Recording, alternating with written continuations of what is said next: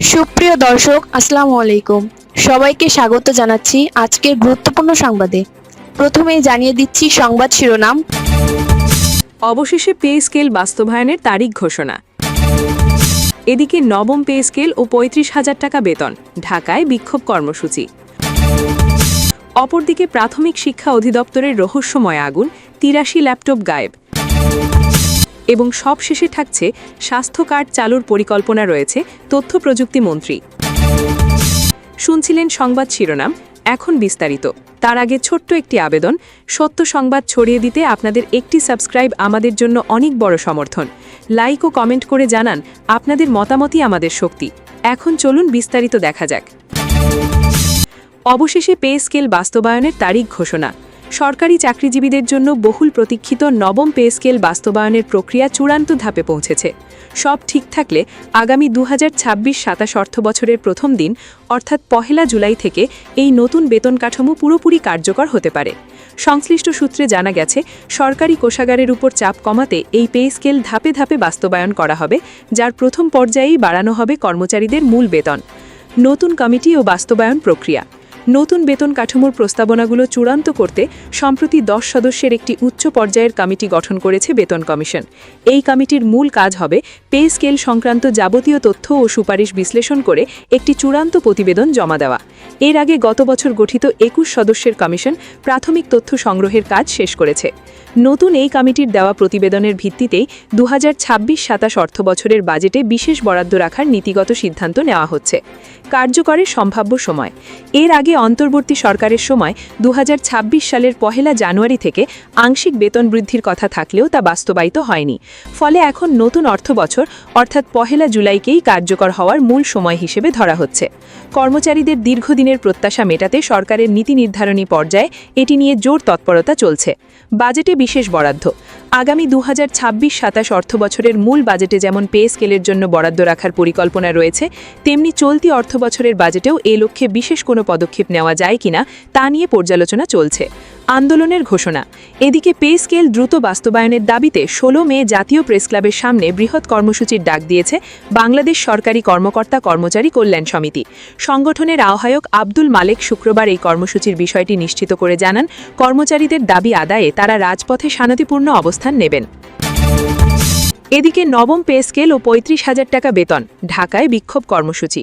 আগামী 2026-27 অর্থবছরের জাতীয় বাজেটে নতুন পে স্কেলের জন্য প্রয়োজনীয় অর্থ বরাদ্দের দাবিতে রাজপথে নামছেন সরকারি কর্মচারীরা।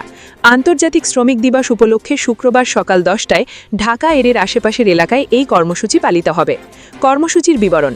বাংলাদেশ সরকারি কর্মচারী দাবি আদায় ঐক্য পরিষদের পক্ষ থেকে জানানো হয়েছে, শুক্রবার সকালে জাতীয় প্রেসক্লাব থেকে শাহবাগ পর্যন্ত একটি বিশাল র্যালি বের করা হবে। র্যালি শেষে জাতীয় জাদুঘরের সামনে সমাবেশ করবেন কর্মচারীরা। বৃহস্পতিবার 30 এপ্রিল একটি সংবাদ বিজ্ঞপ্তির মাধ্যমে এই কর্মসূচির কথা নিশ্চিত করেছে সংগঠনটি। মূল দাবিগুলো। সংগঠনটি মূলত বৈষম্যহীন নবম পে স্কেল বাস্তবায়নের দাবি জানাচ্ছে। তাদের প্রধান দাবিগুলোর মধ্যে রয়েছে সর্বোচ্চ ও নিম্নতম বেতনের অনুপাত 1:4 করা, বেতন কাঠামোতে 12টি ধাপ বা মোড় রাখা, সর্বনিম্ন বেতন 35,000 টাকা নির্ধারণ করা। কর্মচারী নেতাদের মতে আসন্ন 2026-27 অর্থবছরের বাজেটে যদি এই দাবির প্রেক্ষিতে অর্থ বরাদ্দ রাখা না হয়, তাহলে সাধারণ কর্মচারীদের মধ্যে অসন্তোষ আরও প্রকট হবে। দ্রব্যমূল্যের ঊর্ধ্বগতির এই সময়ে দ্রুত নতুন পে স্কেল কার্যকর করা এখন সময়ের দাবি। অপরদিকে প্রাথমিক শিক্ষা অধিদপ্তরের রহস্যময় আগুন, ৮৩ ল্যাপটপ গায়েব। রাজধানীর মিরপুরের প্রাথমিক শিক্ষা অধিদপ্তরে অগ্নিকাণ্ডের ঘটনা ঘটেছে। এই ঘটনায় ৮৩টি ল্যাপটপ গায়েব হয়েছে বলে জানা গেছে। শুক্রবার ভোর 4:30টার সময় প্রাথমিক শিক্ষা অধিদপ্তরের নতুন ভবনের দ্বিতীয় তলায় এই অগ্নিকাণ্ডের ঘটনা ঘটে। এই ঘটনায় শনিবার 2 মে প্রাথমিক শিক্ষা অধিদপ্তরের অ্যাসিস্ট্যান্ট পরিচালক মোহাম্মদ সাজ্জাদ হোসেন মিরপুর মডেল থানায় একটি মামলা করেছেন। মামলায় অজ্ঞাতনামা এক বোরকা পরা ব্যক্তিকে আসামি করা হয়েছে।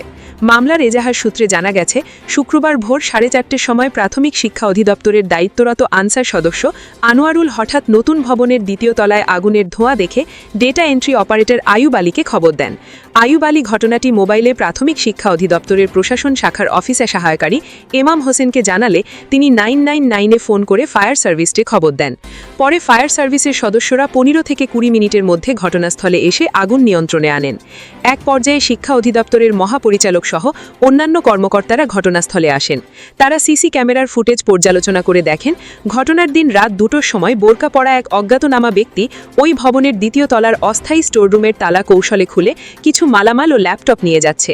অজ্ঞাতনামা ওই ব্যক্তি 5 বার ওই কক্ষটিতে প্রবেশ করে। যাওয়ার সময় তিনি ওই কক্ষটিতে আগুন ধরিয়ে সটকে পড়েন। তাৎক্ষণিকভাবে যাচাই করে দেখা যায় 735টি ল্যাপটপের মধ্যে 450টি ভালো অবস্থায়, 33টি আংশিক ক্ষতিগ্রস্ত, 29টি অধিক মাত্রায় ক্ষতিগ্রস্ত এবং 140টি সম্পূর্ণ পোড়া অবস্থায় পাওয়া যায়। বাকি 83টি ল্যাপটপ পাওয়া যায়নি। ডিএমপির মিরপুর বিভাগের উপপুলিশ কমিশনার মোহাম্মদ মোস্তাক সরকার বলেন, এই ঘটনায় মামলা হয়েছে, আটকও আছে। এ বিষয়ে আজ রাতে প্রেস ব্রিফিং হবে।